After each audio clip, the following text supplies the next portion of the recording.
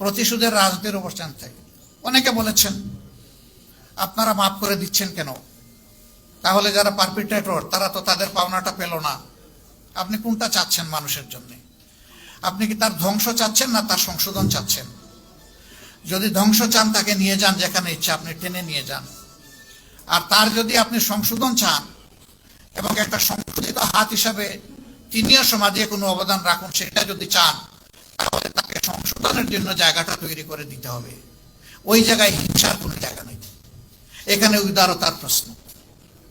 তবে আমরা বলেছি হ্যাঁ, কোনো ভিকটিম কিংবা ভিকটিম ফ্যামিলি তারা যদি সুনির্দিষ্ট অপরাধের প্রতিকার চেয়ে আইনের আশ্রয় নেয়, আমরা তাদেরকেও সাহায্য করব, এটা আমাদের দায়িত্ব।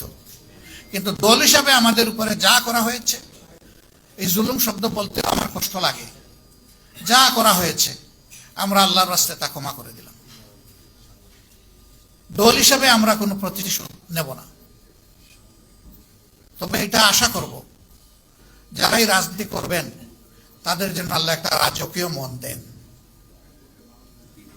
তারা যেন জটিল এবং সংকীর্ণ মনা না হন, তারা যেন এক ছোকা না হন, তারা যেন তুষামোদকারীদের পাল্লায় পড়ে জনগণকে ভুলে না যান, তারা যেন জনগণের খাদেম হন, তারা যেন জনগণের মালিক না হন।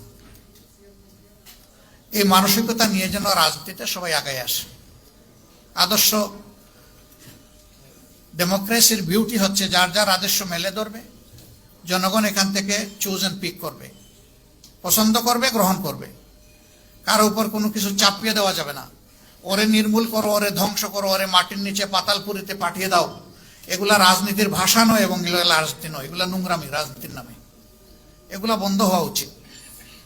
তবে যদি সুনির্দিষ্ট বড় কোনো অভিযোগের কারণে কোনো দল, সংস্থা, সংগঠনের কোনো কিছু পাওনা হয়, সেটাও সে পাবে, কিন্তু সেটা আইন হাতে তুলে নয়, এটা আইনি প্রক্রিয়ার মাধ্যমে হতে হবে। আবার আইন সেটা মতলবী আইন হলে চলবে না, এটা অবশ্যই ট্রান্সপারেন্ট এবং ফেয়ার স্ট্যান্ডার্ডের উপর এটা হতে হবে। তাহলে জাস্টিস সেখানে এস্টাবলিশ হবে, ন্যায় বিচার যেখানে থাকে সমাজ সেখানে গর্বিত সমাজ হয়। আমরা